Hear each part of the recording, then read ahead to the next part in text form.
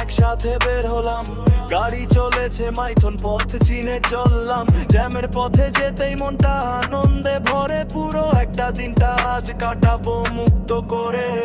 প্রথমেই মেলাতে কোলাহলে ঘুরেছি বেশ, স্মৃতির ঝুলি ভরে গেছে হবে না তো শেষ।